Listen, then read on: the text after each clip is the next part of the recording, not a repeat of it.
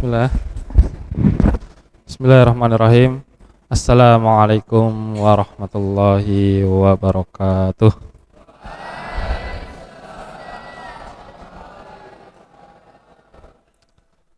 Alhamdulillah, wassalatu wassalamu ala Rasulillah wa ala alihi wa sahbihi wa mawalah. Asyhadu an la ilaha illallah wahdahu la syarikalah wa asyhadu anna Muhammadan abduhu wa rasuluh la nabiyya wa la rasula ba'dah. Amma ba'du. Alhamdulillah, kaifa halukum? Alhamdulillah. Masaul khair. Alhamdulillah. Masih semangat? Shaim? Tasumuna? Puasa? Alhamdulillah. Masih semangat ya berarti? Suaranya yang masih kayak kelihatan berpuasa. Alhamdulillah. Kesempatan sore ini Kamis 2 Maret 2023, insya Allah saya akan memberikan satu penafsiran dari satu surat di juz 30, yaitu surat As-Sarh atau surat Al-Insyirah. Depannya gimana depannya? Atau lebih populernya surat Alam Nasroh. Surat Alam Nasroh namanya surat As-Sarh atau surat Al-Insyirah. Ada yang belum hafal? Hafal semua insya Allah ya. Bismillahirrahmanirrahim. Alam Nasroh laka sadrak wa wada'na anka wisrak alladzi anqadha dhahrak wa rafa'na laka dzikrak fa inna ma'al usri yusra inna ma'al usri yusra fa idza faraghta fansab wa ila rabbika farghab. Berapa ayat? 6. Ayatnya berapa tadi yang kita baca? 16. Banyak sekali. Berapa? 8 ayat surat As-Sarh atau surat Al-Insyirah atau surat Alam Nasroh. Alam Nasroh ini 8 ayat.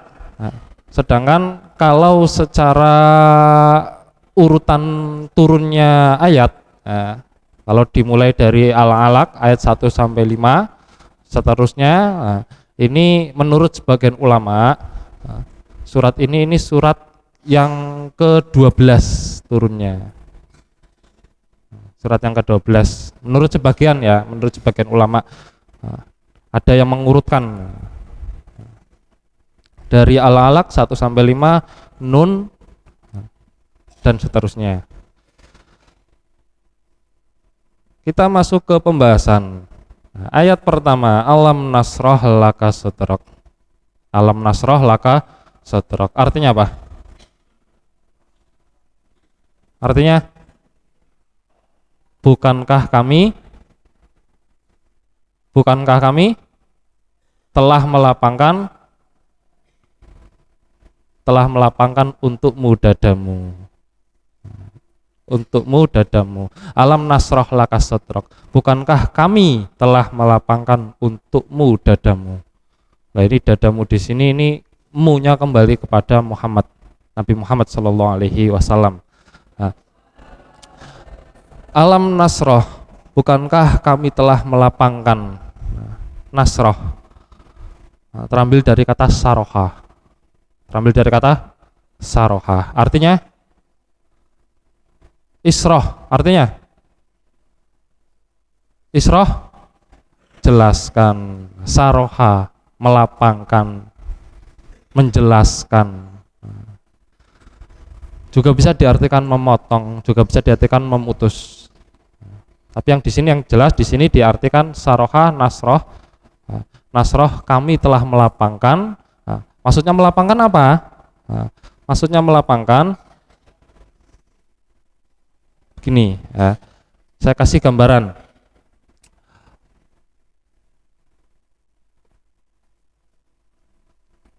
Bukankah kami telah melapangkan hatimu, melapangkan dadamu. Nah, alam nasroh laka sadrak. Nasroh, melapangkan, itu artinya meluaskan. Artinya meluaskan, artinya membesarkan hati. Membesarkan hati. Bagaimana? Misalkan membesarkan dada, membesarkan hati, isroh, menjelaskan, membesarkan dada, membesarkan hati, melapangkan, itu yang berarti hati tidak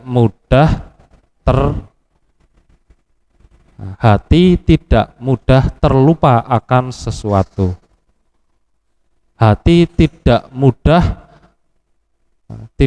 mudah untuk berpaling dari Allah. Alam nasroh, melapangkan, artinya lapang. Seperti misalkan lapang juga bisa diartikan sebagai kedalaman dada, sadrok, dadamu.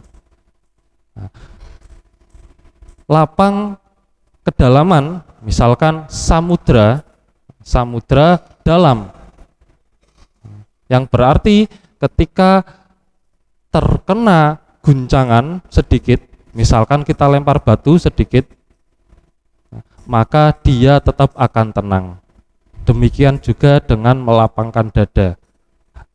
Hati, karena yang berada di dalam dada adalah hati, maka di sini sadrak juga diartikan hati. Dada, yang berada di dalam dada adalah hati. Mendalamkan hati artinya mudah menerima semua kebaikan. Alam nasroh laka sadrak. Seperti halnya, kalau tadi saya katakan samudra dalam, seperti halnya sumur dalam sebagai sumber air dan tempatnya air.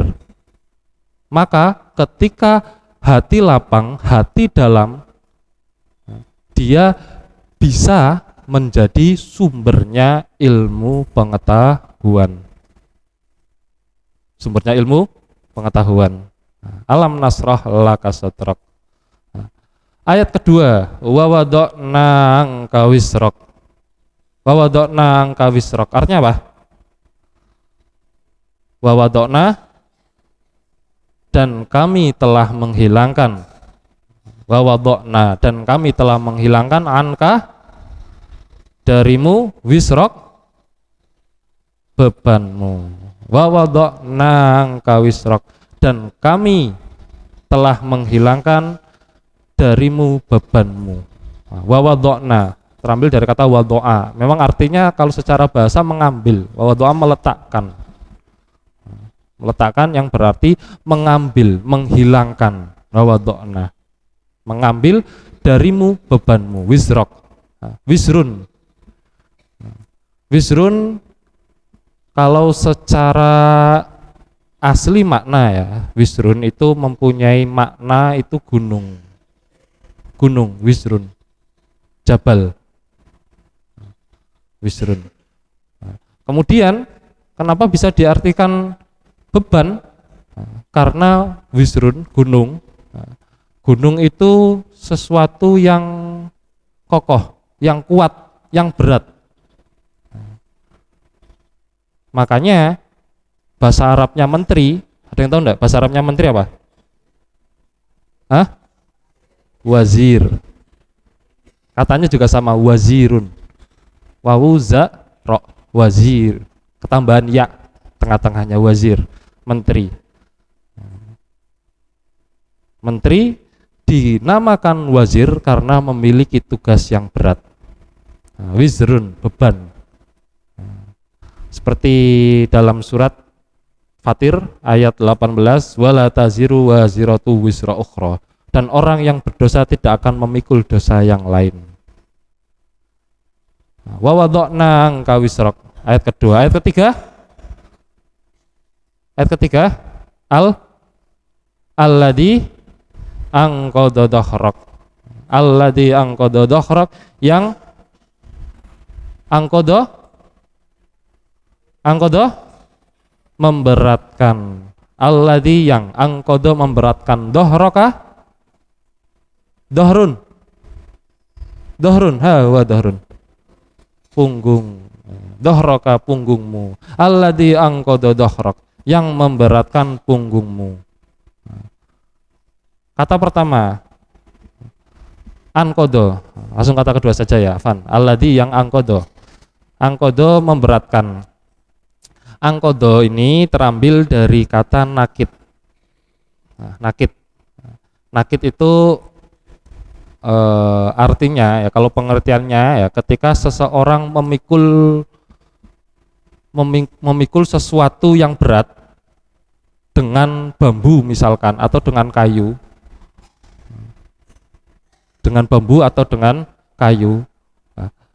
ada sesuatu yang gericit, bunyi dari kayunya.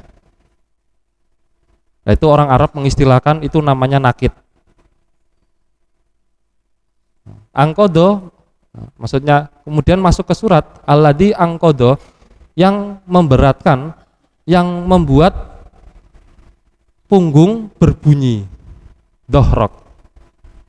Kira-kira gambarannya seperti itu, alladzi anqadha dhahrak. Dalam konteks memberatkan ini, ini kan dhahraka kembali kepadamu Muhammad, memberatkan punggungmu. Apa yang memberatkan? Nah, di sini ulama mengemukakan pendapatnya.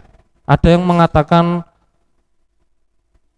beban yang dipikul Rasulullah pertama itu ketika kehilangan istri pertamanya. Siapa? Sayyidah Khadijah. Sayyidah Khadijah meninggal, kemudian disusul pamannya yang paling dekat dengan Nabi, Abu Thalib, meninggal. Tetapi pendapat ini dibantah. Bukan itu maksud beban yang memberatkan Rasulullah. Kalau hanya kehilangan, semua manusia juga pasti merasakan kehilangan. Kehilangan, kematian, kehilangan maksudnya orang yang dekat dengan kita meninggal. Berarti bukan itu disangkal. Kemudian apa? Nah, kemudian ada juga yang berkata beban berat yang dipikul Rasulullah, yang kemudian timbul ayat ini, alladzi anqadha dhahrak wa wada'na anka wisrak, alladzi anqadha dhahrak, memberatkan punggungmu. Nah, beban kedua ada yang mengatakan itu wahyu yang diterima Nabi.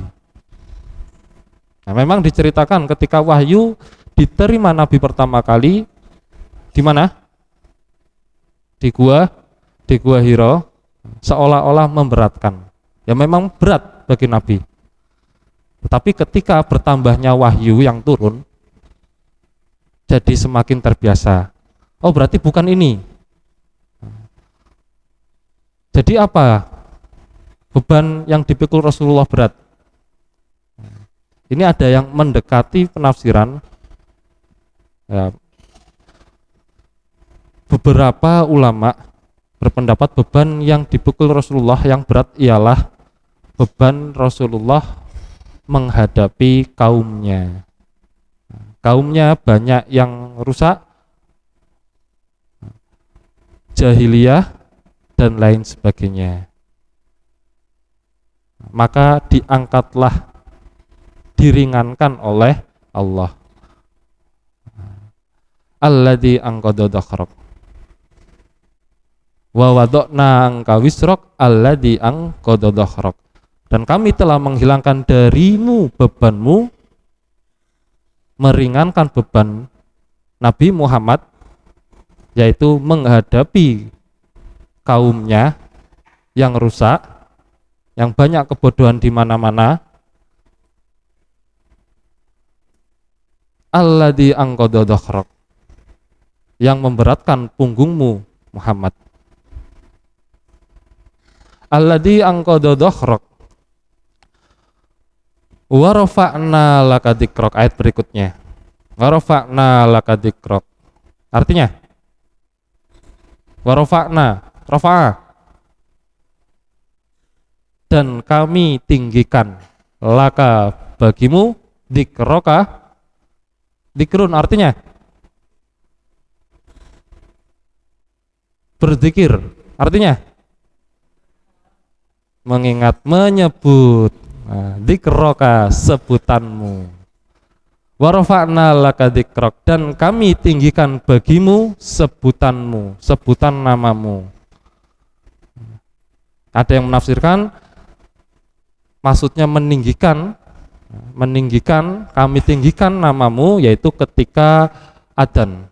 Ketika adzan, nama Allah ditinggikan, nama Nabi, nama Rasulullah juga ditinggikan. Begitu juga ketika iqomah.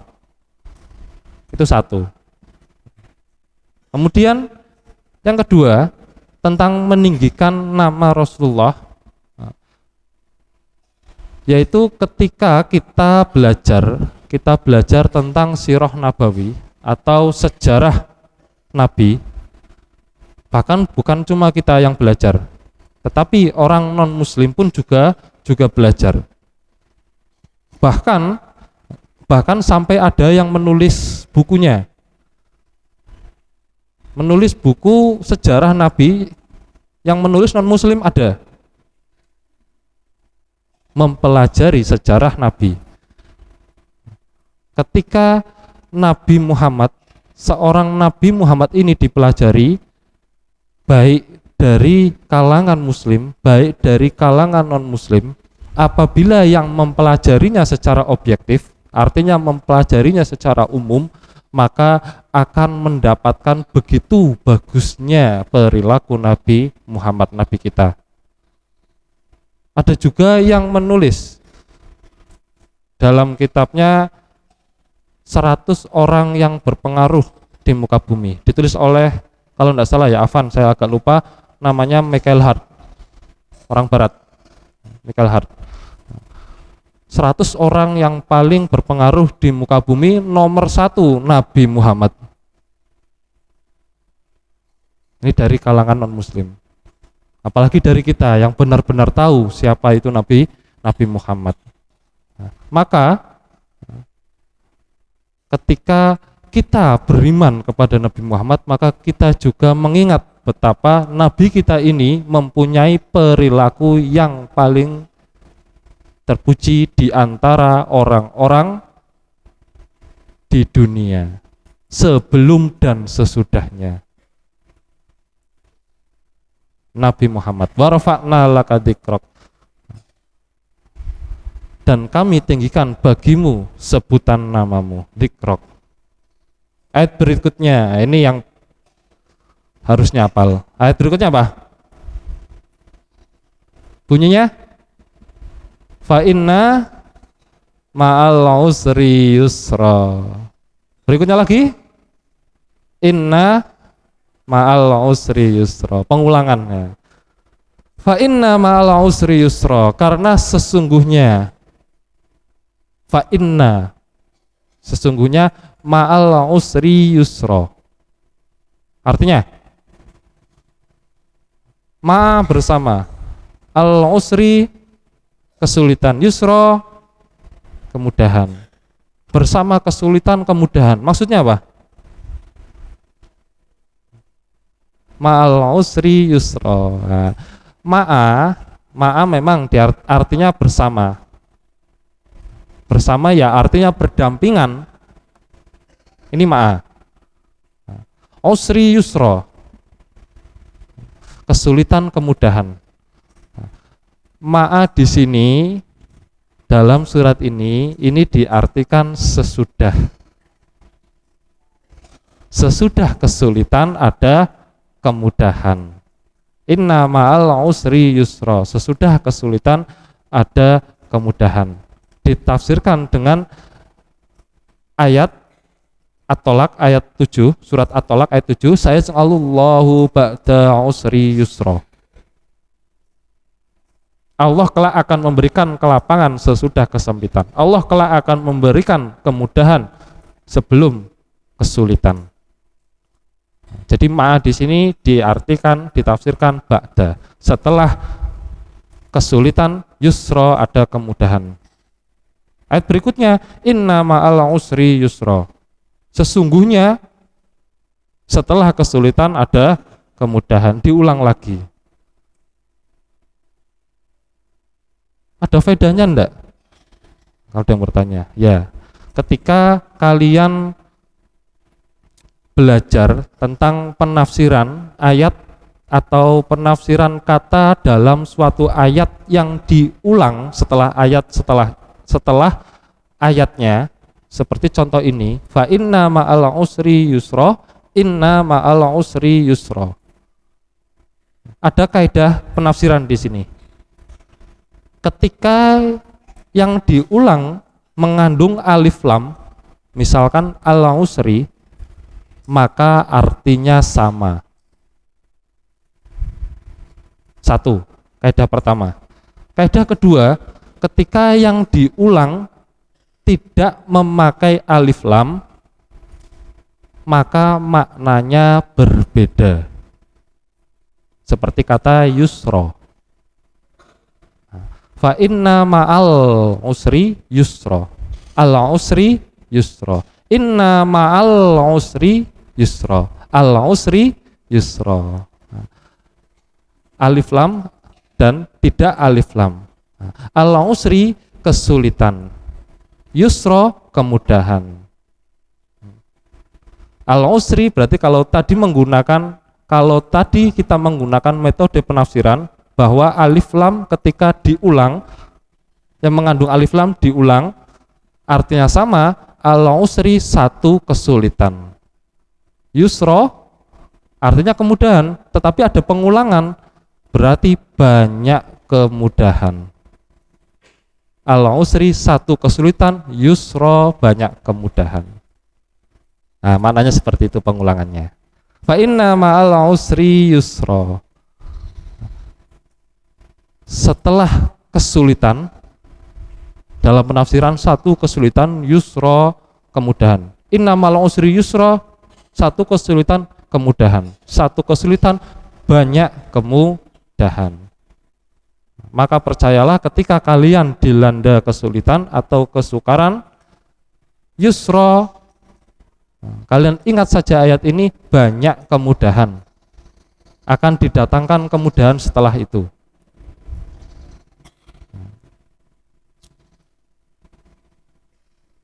Firman Allah, wa tarzuqu man tasa'u bighairi hisab. Dan engkau beri rezeki siapa yang engkau kehendaki tanpa hisab. Engkau beri nikmat. Artinya Allah beri nikmat kepada kita. Inna ma'al usri yusra. Fa inna ma'al usri yusra, inna ma'al usri yusra. Dua ayat terakhir. Fa idza faragta fansab. Maka apabila kamu telah selesai, fa idza, maka apabila faragta, kamu telah selesai, fansab, maka kerjakanlah urusan yang lain. Faida faroghta. Faida maka apabila faroghta. Faroghta terambil dari kata farogo. Terambil juga kemudian menjadi kata farigun. Farih artinya apa? Farigun. Farigun, hisotun farigun. Hisofarigon. Hisofarigoh artinya apa? Jam kosong. Farigoh, kosong. Ada juga dalam bahasa Arab kosong kholiyah. Kholiyah kosong, farigoh kosong. Bedanya kalau farigun atau farigoh itu dia kosong tetapi sebelumnya ada isinya. Sedangkan kalau kholiyah, kho panjang, lam ya, tak marbutoh, kholiyah berarti kosong dan kosongnya dari awal. Perbedaan kata fariqah dan kholiyah. Faida farohta, apabila engkau telah kosong, artinya sebelumnya ada kerjaan, sebelumnya ada kesibukan, bukan kosong karena kosong tetapi sebelumnya ada kesibukan. Faida farohta fangsob, maka kerjakanlah sesuatu yang lain. Faida farohta fangsob wa ila rabbika farghab. Wa ila, dan kepada rabbika, Rabbmu, farghab, berharap. Wa ila rabbika farghab. Wa dan wawu kata sambung. Maknanya setelah tadi ketika kosong, kemudian kerjakanlah sesuatu yang lain. Ayat sebelumnya ya, wa ila rabbika, dan ke Tuhanmu. Dan di sini maknanya ya, wawu kata penghubung, maknanya jangan sekali-kali ketika melakukan kerjaan, ketika melakukan kegiatan, lepas dari hubungan dengan Allah. Wa ila rabbika farghab, dan kepada Tuhanmu farghab, berharap. Maka kerjakanlah sesuatu dengan tetap mengharap ridhonya. Wa ila rabbika farghab. Dua ayat terakhir ini, fa idza farahta fansab wa ila rabbika farghab. Dua ayat terakhir ini mengajarkan kita untuk bekerja sambil berdoa, bekerja sambil mengharap bantuan Allah, melakukan sesuatu sambil mengharap bantuan Allah. Jangan melakukan sesuatu yang tidak mengharap bantuan Allah, dan juga jangan mengharap bantuan Allah tetapi tidak melakukan sesuatu. Fahim? Itu dari saya, sekian. Bila taufik wal hidayah wa ridha wal inayah. Salah kata mohon maaf. Wassalamualaikum warahmatullahi wabarakatuh.